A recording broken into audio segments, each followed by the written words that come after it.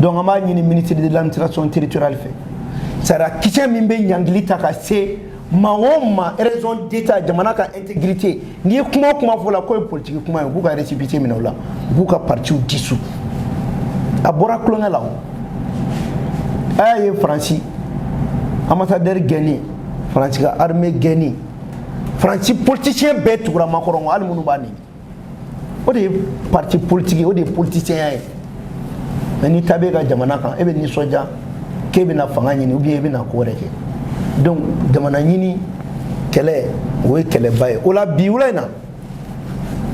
ango ame awule alsa korima ka tabolo do ka wala like moy comme me sena mali kono beka famia beka na chugo don comme be gien fene kono ka sangani malika kele beka famia président Mondoro tafo ama ida wala ka fo Mondoro yoroi abe douanzan commune de fait commune de douanzan cercle de douanzan kono nana a yoro ni Burkina manja nyogona kosebe ani Niger fene manja nyogona kosebe o koro e ko techit nyogona fene de do zone de frontière ou fene de do fen chama me ka damine ni tena ka akobani ataku be kede mesra subu senga o kunyemi ay min fo mo kelen fo mais akaka bi anga boli kunyemi ne ba tama fo bamanangana mais ne ka kuma ko fetuni président me segin ka do fo to kana pour que ani munu do fene ka famia comme me senabi o e France de ame kuma ale de kan na ma ale ka wale yaw fo ka sanga ale jogoma ame fude la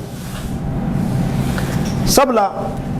France be wale ajumen kono bi mali kono ali Mondoro saya munun kera RFI wale munun ke anu be ka kuma munun fo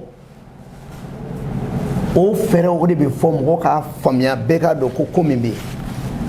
ou be fedmen kono be aba fo mi ma ko la guerre de perception est mouillée. Guerre de perception na bi bama fin d'amadoka. A folo o propagande médiatique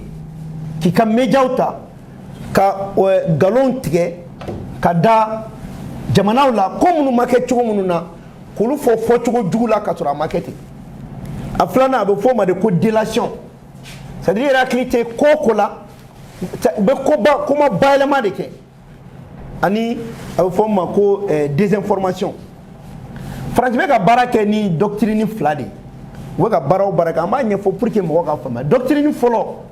no échouera aucune la doctrine R2P responsibility to protect no kunye ka galontie ko Wagner be malla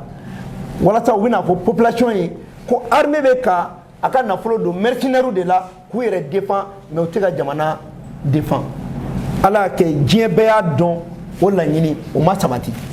maintenant ça on a ni doctrine flana la doctrine psychopt qui veut dire la psychologie opérationnelle de l'OTAN. On veut qu'un kelejme, on veut que galon tie, ka uma frali mu make, ka galon da shudo la, ka ta foko siaye la makelebe. O psychologie opérationnelle nous boko doctrine fene tatinga. Ou fene sinsi fin sabananka. No ye ka prétexte dodu erema. Voilà ça mi bato en flotte aérienne ou be ka o tien chomina kanga fama o kanga sara subla gelaya kononana o de o prétexte de fina be ka sema malangolon do utiliser ou fait ko lu do kelela ka gena foko ma wore ko kelebe malila minte binka kele donc akaka ulu de ka nyefo beka ulu famia donc ola à mes niveaux munachita bara sira yero mi masisa solution be o kelengelen bela o solution aba fo ma ko initiative de stratégie c'est-à-dire ni dona perception de guerre kono initiative de stratégie de bibo perception de guerre kono nana o initiative de stratégie anga munke bi malika nga fen folo minke o ye ka RFI ka accréditation de minala mali kono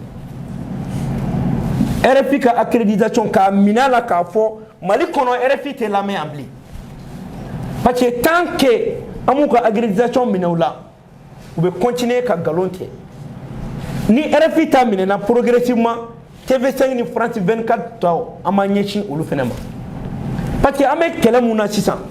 dɔw tɛ k'u yɛrɛ bali ka RFI lamɛn mais n'u nana fɛnɛ u bɛ galon tigɛ k'a ni diɲɛ kun kari ɲɔgɔn na o dun bɛ min fɔ ani tiɲɛ tɛ kelen a filanan an bɛ bɔ G5 Sahel la de G5 Sahel nafa foyi tɛ Mali ye bilen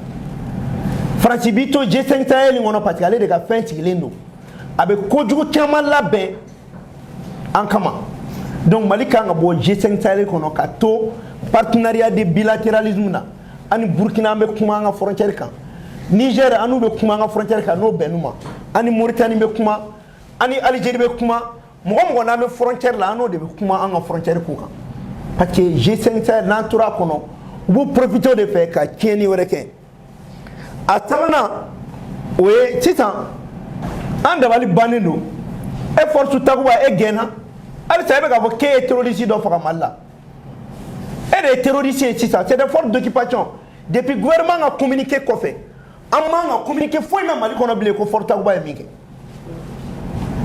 parce que u gɛnna de yamara foyi t'u bolo ka kɛlɛ kɛ Mali la bilen ɛ terroriste ka terroriste dɔ minɛ k'e ye dɔ faga la force takuba est une force d'occupation et une force terroriste yamara foyi t'u bolo Mali la k'a fɔ k'u ye ko dɔ kɛ walasa k'a fɔ k'u ye dɔ faga donc u bɛ ka communiqué min kɛ k'u y'a faga an bɛ fɛ k'u ɲininka u y'a kɛ k'u to jamana kan fɔlɔ parce que Mali kɔni tɛ yamara fɔlu t'u bolo ka opération kɛ Mali dugukolo kan bilen depuis don min na gouvernement ye communiqué kɛ le retrait immédiat o ye yamara minɛ u la o ye accord min b'an n'u cɛ o y'o bannen donc i bɛ fagali kɛ e bɛ terroriste minɛ ka da kun jumɛn kan o la u ko k'u ye mɔgɔ dɔw minɛ ko k'o di an b'a fɔ an ka justice mɔgɔ ye n'u ye mɔgɔ minɛ Faransi bolo u ye Mali ka intégrité u y'a a kɔnɛ Faransi man ka mɔgɔ foyi d'olu ma bilen k'a y'o faga ou bien a ye terroriste dɔ minɛ k'a k'o di Mali ma o b'a di u ma ni sariya jumɛn ye jamana ye communiqué kɛ k'a t'u lakodɔn jamana tɛ lakodɔn e ye zon ye e bɛ zon dɔ minɛ cogo di ka na ko e nan'o di i b'o di jɔnni ma o de kama Korema y'a fɔ a ka kuma na k'an bɛ caravane de organiser ka taa u ka bɔ u tɛ bouger ka bɔ yen u bɛ wuli de e mɔgɔ min yɛrɛ man ka bouger e b'a fɔ k'e ye terroriste dɔ faga u ye terroriste fɛn fɛn faga ka tɛmɛ an kɛra k'a bɛɛ faga kɔsa in na donc kɔrɔ u bɛ nkalontigɛ de la France ye communiqué kɛ k'a ye terroriste fɛn fɛn faga anw kɛra k'olu terroriste yɛrɛ de faga kɔsa in na donc jago y'a faga n'u da de a si tun tɛ tiɲɛ jamana t'u bolo ka baara kɛ o la an ko k'an bɛ an da don mun na diɲɛ bɛ bunakun min kan maliyɛn bɛɛ k'a faamuya ko kɛlɛ min bɛ ka kɛ Ukraine Mali ko kɛlɛ de don fɔlɔ kɛlɛ ye min ye Mali de ye Ukraine kɛlɛ ni Mali kɛlɛ de bɛ sen na Mali ni terroriste tɛ ɲɔgɔn na dɛ Mali ni Faransi n'a nɔkan binkanaw de bɛ ɲɔgɔn na sisan kɛlɛ min kɛra Ukraine a dabɔra a kama de pour que Russie bɛ ka anw dɛmɛli minnu kɛ walasa n'i y'a mɛn Poutine i bɛ na anw gɛn ka bɔ Mali la anw fɛnɛ bɛ i gɛn i ka dugu la Ukraine kɛlɛ la ni mɔgɔ min bɛ faamuyali kɛ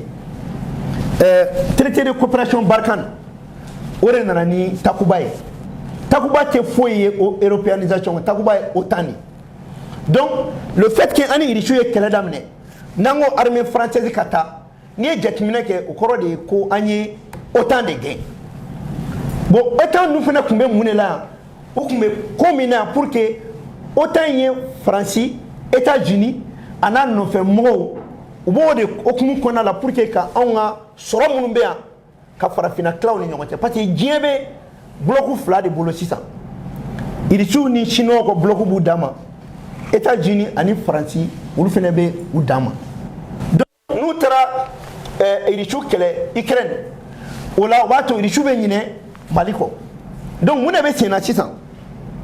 u y'a ye u ma se ka kɛlɛ kɛ Ukraine mais u ye maramafɛn di k'u b'olu dɛmɛ mais o kɔmasegin ye mun ye u nana sanction ta Irisi kama k'a ka fɛn bɛɛ tigɛ ka hali wari min kan ka don o si tɛ don bilen gazi minnu ko mun ni Irisi cɛ Irisi fɛnɛ y'a ka gazi tigɛ Allemagne na donc o min tigɛra Allemagne na sisan Irisi ka minɛn tɛ ka d'u ma parce que a kɛra sanction ye Irisi y'i ɲɛsin Chine ma Irisi y'a ɲɛsini min kɛ Chine ma Chine fɛnɛ de ba ka n'a jara sisan parce que sisan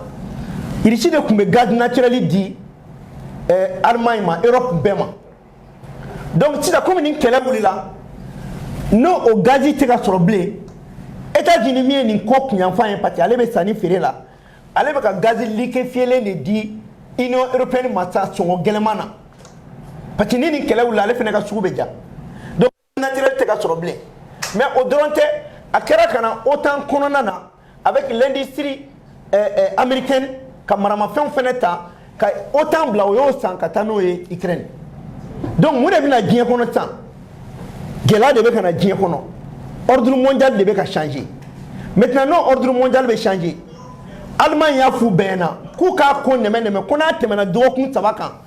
olu bɛ bɔ gaz ko sanction na parce que olu ka électricité sirilen b'o la donc électricité a sɔngɔ yɛlɛlenba don Europe bi bon ni dun ye jateminɛ kɛ Europe fɛnɛ ale de bɛ Union africaine financer ale de bɛ CEDEAO financer maintenant ni gɛlɛya donna Europe kan a gɛlɛya laban ye jɔnni farafinna tɛ donc ni gazi t'u bolo quoi gazi tun bɛ ɲini yɔrɔ jumɛn Mali la non Faransi tun bɛ fɛ ka gaz de bɔ Mali la ani Sahara kungo kɔnɔ pour que k'o di Allemagne ma donc sisan u ni so tɛ u ni kungo tɛ donc o la se min bɛna k'u la Union européenne ni OTAN na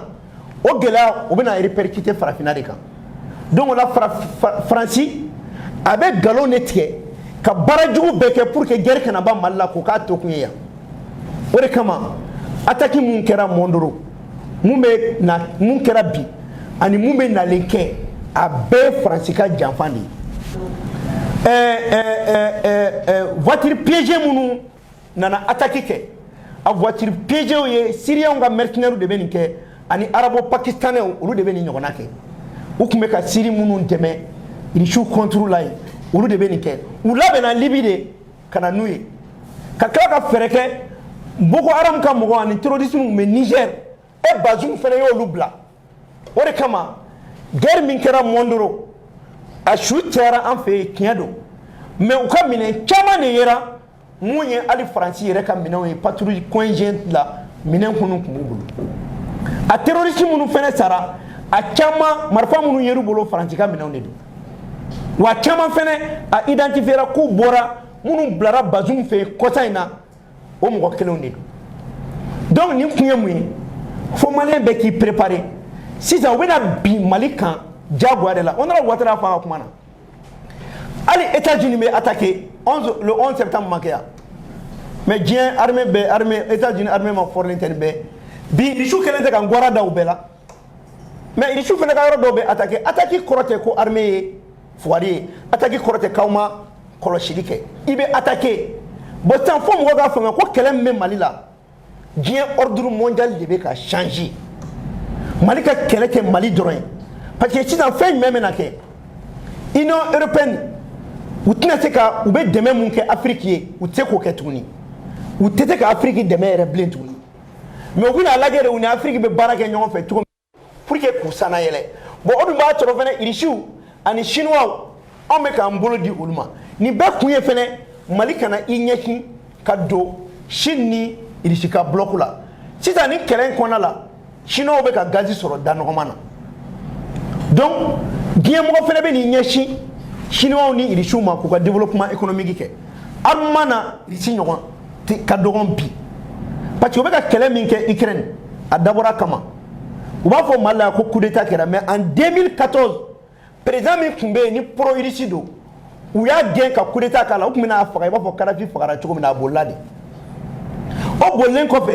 OTAN ye 2 milliards 700 millions de dollars u y'o de don armement létal la k'a di Ukraine ma ni ye Ukraine fan bɛɛ ta a bɛɛ tɛ fɛ yɛrɛ u ka fara OTAN kan donc u ye kɛlɛ in lawuli de maintenant kɛlɛ in bɛ yɔrɔ min na anw de fana b'an hakili to an yɛrɛ la an ka jamana kɔnɔ o de y'a kɛ diɲɛ kɛlɛ bɛ ka diɲɛ kɛlɛ kura in a bɛ ka kɛ yɔrɔ fila de la a bɛ Mali de la Ukraine ye worobilancila de o Ukraine min ye worobilancila ye n'o bɛ ka réaliser Bamakɔ kɔnɔ yan il faut que Maliyɛnw de ka faamuya pour que a ka nin faamuya a y'a ye coup d'état kɛra Tchad o ma sanctionné coup d'état kɛra Burkina sanction ma ta coup d'état kɛra La Guinée sanction ma ta mais yɛlɛma bɛna daminɛ Mali de la sanction taara Mali kama pour que ka Maliyɛnw k'an yɛrɛ bɔ jamanaya la donc fo Maliyɛn bɛɛ k'i labɛn k'an bɛ yɔrɔ min na sisan kɛlɛ dɔ de daminɛna maliyɛnw kana n'a bila u kunna ko sunɔgɔ de daminɛna an nisɔndiyara an sera ka Faransi labila mais baara tɔ bɛ yɔrɔ min fo a ka nin fɔ maliyɛn den kelen kelen bɛɛ ye bɛɛ k'a faamuya ko kɛlɛ min bɛ Mali la politiki kɛlɛ tɛ diɲɛ yɛlɛma kɛlɛ de don u mago bɛ Mali dugukolo la hali ni maliyɛnw tɛ yan ni maliyɛn kelen kelen bɛɛ ye nin faamuya bingani de bɛ ka kɛ an kan pour que k'an ka armée ka yira ko armée tɛ se foyi la o la n'an bɔra armée kɔ an bɛ tugu jɔnni kɔ n'an ka armée tɛ an bɛ tugu jɔnni kɔ o la don n'a nata u bɛ n'a fɔ an ɲɛna ko armée ye fagali o fagali kɛ k'a bɛɛ ye civil ye u bɛ n'a fɔ an ɲɛna ko bingani kɛra mɔgɔw kan u bɛ n'a fɔ ko fulaw ni dɔngɔnɔw ka kɛlɛ don u bɛ n'a fɔ ko hali k'an bɛ ka denmisɛnninw recruter tuguni donc an bɛ kuma pour que don n'a nata kumaw ani an bɛ wagati min na maliyɛn bɛɛ ka i labɛn k'a kunbɛn nin ye kɛlɛ dɔ de wulitɔ ye diɲɛ kɔnɔ sɔrɔko kɛlɛ de don wariko kɛlɛ de don o sɔrɔko kɛlɛ min bɛ yen u sirannen don parce que bɛɛ b'a dɔn ko diɲɛ kɔnɔ fɛn saba de bɛ yen jago b'i ka yɛrɛma hɔrɔnya ta min na a fɔlɔ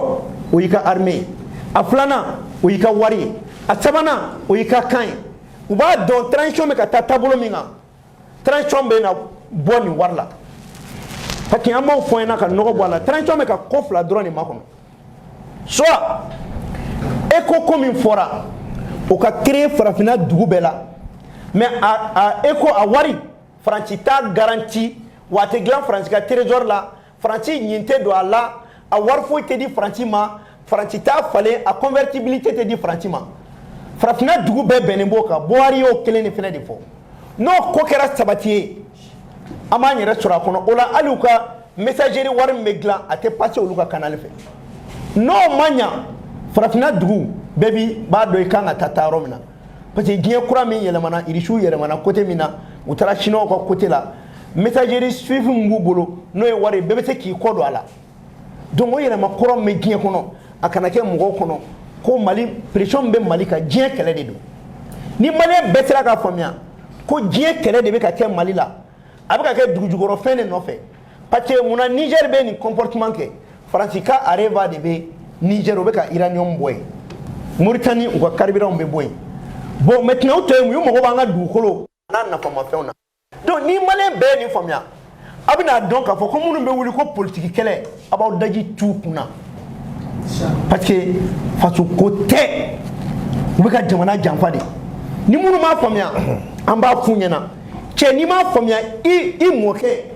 o ye kɛlɛ mun kɛ don ma i den ta den o b'a ci kɛ jɔnya la jamana la yan an b'o kɛlɛ de la bi an bɛ kɛlɛ mun n'a tɛ élection kɛlɛ fɛnkɛ kɛlɛ kɛ an bɛ de Mali ka hɔrɔnya ka d'a ma anw bɛ sa mais an b'an ka jamana ka kɛlɛ kɛ donc an b'o kɛlɛ mun na ni mɔgɔ m'o faamuya k'i bɛ wuli k'i bɛ kuma dɔ fɔ Mali ma an b'a fɔ gouvernement ɲɛna a ka fɛɛrɛ tigɛ anw maliyɛnw tɛ sɔn bilen Mali k'i balo Mali ka polisiw k'e garde e ka sara bɛ bɔ Mali la k'e ka tila ka kuma dɔ fɔ Mali ka yɛrɛma hɔrɔnya kuma na an tɛna jɛ n'a ye bilen politique ko kuma tɛ u bɛ ka kɛ politique an tɛ politique ko kuma na an bɛ jamana ka kɛlɛ kuma de la donc ni mɔgɔ bɛɛ sera ka ninnu faamuya a bɛna ye k'a fɔ ko diɲɛ kɛlɛ de don n'an y'an bolo di ɲɔgɔn ma k'an ka jamana bɔ nɔgɔ la walahi ne de y'a fɔ an ɲɛna Faransi bɛna gerebuya kɛ yan nɔ walahi parce que an bɛ ka taa sira min fɛ ni Ukraine kɛlɛ irisiw gagné an fɛnɛ k'an ka kɛlɛ gagné Mali la yan foyi tɛ kɛ Faransi bolo bilen jɔnni bɛ taa ka sanu d'a ma bilen k'a k'o garanti ni an ka sanu tɛ olu tɛ avancer fɛn jumɛn b'u bolo k'u bɛ bila ɲɛfɛ o la bon américain dun fɛnɛ filɛ américain bɛ ladɛri de ɲini ale b'a ka sɔrɔ de ɲini n'u y'a ye ko nafa tɛ Faransi la bilen nafa tɛ Union européenne na sɔrɔ tɛ ka kɛ bilen sɔrɔ bɛ diɲɛ yɔrɔ min na u b'u ɲɛsin u ma c'est à dire sɔrɔko kuma dɔrɔn de don u karalen don k'u bolo di Chine ma tuguni ani irisiw ma u ka diɲɛ kura kɛ pour que bɛɛ k'i ta sɔrɔ bon n'o kɛra o b'a sɔrɔ farafinna lafiyalen don donc farafinna bɛna bɔ nɔgɔla min kɛ a bɛ ka daminɛ Mali de la o de kama i b'a ye africain bɛɛ nisɔndiyalen don ni Mali kɛlɛ ye o de kama an b'a fɔ maliyɛnw an ka fɛn dɔ faamuya n'i y'a ye burkinabé ivoirien sénégalais Afrique fan bɛɛ diɲɛ bɛɛ bɛ ka Mali dɛmɛ u b'a dɔn k'an bɛ jɔnya juru de la an bɛ ka bɔ o jɔnya de kɔnɔ an dun tɛ se ka bɔ jɔnya kɔnɔ tant que jamanaden bɛɛ m'i jɔ i jɔyɔrɔ la o kɔrɔ ye mun ye nin kɛlɛ in tɛ armée dɔrɔn ka kɛlɛ ye o de kama Korema ko k'ale b'a ɲɛyɔrɔ k'a la fɔlɔ anw bɛ an ka caravane kɛ caravane kɔfɛ an b'a fɔ Faransi ka sarasu kelen tɛ to MINUSMA fan foyi la wa an tɛ fɛ Barkani ka communiqué fɛnɛ k'an ka jamana kɔnɔ tuguni k'a ye mɔgɔ faga parce que ala tɛmɛ an bɛna plainte don a kama comment une force d'occupation peut dire que e terroriste dɔ faga. La France n'est qu'une force d'occupation au Mali. La France n'a aucune légitimité sur le territoire malien. A Guéna, à Kangatadi. Donc, voilà, on be ni kuma damne on foyena. Peut-être la bête n'ingali mununke. Au bateau, amanda de cola. On est comme Korema et Barao Baradamne. Anya fo on. Korema association. A Watadion. Ambia au de kama. Aya ye temene na lendi do. Anye wolelike ka kuma énergie ko kan ala ma me ango ministre ka bo ou bien ka directeur ministre bora akuma na mali kuray wodi gela manake jamana kono ambe kuma o yake me ministre fene be bo bi tubara di malien ma c'est ça la redevabilité donc amba foyna toujours gela ko kuma chama me ka me anye 40 ko gela o me président na ale yɛrɛ ka commission tigi bɛ o baara bolo ninnu kan an bɛ n'o wulikajɔ kɛ se kɛra an ma hali ko an ma ko gɛlɛya an bɛ n'o investigation parlementaire fɛnɛ kɛ k'o ko fɛnɛ ɲɛdɔn donc ko camanw bɛ yen an bɛ to ka kibaruya di jamanadenw ma min na mali kura in tɛ dɔwɛrɛ ye bɛɛ de b'i jogo yɛlɛma min ka kan ka jɔyɔrɔ min fa i b'o fa wasaden jɔyɔrɔ ye de ka jamanadenw k'u ɲɛji cɛ ka sariyaw ta ka ɲɛfɔli kun ɲɛna an bɛ hukumu de kɔnɔna la donc an bɛ ninnu bɛɛ fɔ pour que bɛɛ ka dɔn président mun sigilen filɛ a ye san 30 kɛ Union soviétique a bɛ Ukraine dɔn kojugu a bɛ Odessa dɔn kojugu président ka denbaya yɛrɛ dɔ bɛ Ukraine donc n'i ye ɲɛ dɔn ka tɛmɛ ɲɛbɔ kan e bɛ kuma wɛrɛ fɔ dɛ donc c'est pour cela n'anw bɛ kuma o kuma fɔ an b'a fɔ jamanadenw k'a faamuya parce que n'an ma ɲɛfɔli kɛ fɔlɔ la an b'a bɛɛ fɔ tubabukan na sisan il faut que an ka kuma wotoro pusela k'a dɔn mun de bɛ ne ka jamana kɔnɔ réparateur k'a dɔn mun bɛ ka kɛ ne ka jamana kɔnɔ furufuru feerela k'a fɔ mun bɛ ka kɛ ne ka jamana kɔnɔ dɔw yɛrɛ ko n bɛ to k'o fɔ k'i b'a sɔrɔ furufuru ka di mɔgɔ o mɔgɔ i bɛ baarada o baarada la i kɛra fini pasela ye i kɛra mɔgɔ o mɔgɔ ye maliyɛn bɛ dugukolo kan i kɛra bagangɛnɛ bɛɛ de kan k'a dɔn mun de bɛ ne ka jamana kun kan Korema y'o de bolo ta k'an b'a bɛɛ ɲɛfɔ fɔlɔ la n'i ko i b'a ɲɛfɔ o b'a fɔ ko nin faamuyali ka gɛlɛn u fɛ o tɛ tiɲɛ ye an b'a bɛɛ fɔ n'u m'a faamuya u bɛ to ka ɲininkali minnu kɛ don o don an bɛ dɔ fɔ don o don an bɛ dɔ fɔ fo maliyɛn den minnu mana wolo san 7 f'olu k'a dɔn ko mun de bɛ Mali la an bɛ n'o de fɛnɛ daminɛ hali an den minnu bɛ so kɔnɔ bɛɛ ka baro k'u fɛ k'an bɛ wagati min na an ni Faransi de bɛ ɲɔgɔn na Faransi denw bɛ wolo ni farafin marali de y'u kunkolo la an fɛnɛ ka an denw fɛnɛ an k'u wolo ni libération de y'u kunkolo la ko u man ka mara u kan ka bɔ jɔnya kɔnɔ o de kama an b'an ka fɛn ninnu bɛɛ ta n'u ye fɛn fɛn fɔ tubabukan na an b'a bayɛlɛma an ka tojukan na k'a ɲɛfɔ mɔgɔw k'a faamuya donc nin kun ye kuma dakurunya ye n bɛ kuma di président ma n'a bɛ fɛ ka min fɔ tubabukan na ka fara nin kan maintenant o kɔfɛ ni ɲininkali minnu bɛ yen n'a y'aw ka ɲininkaliw kɛ an b'o jaabi en tout cas aw ka temps ta aw ka mɔgɔw to yen bɛɛ k'i ka question poser comme bɛɛ n'i ka presse don bɛɛ n'i ka auditoire don auditoire bɛɛ fɛnɛ ka mɔgɔ bɛ question minnu na a b'a poser président donc ne tilara fɔlɔ.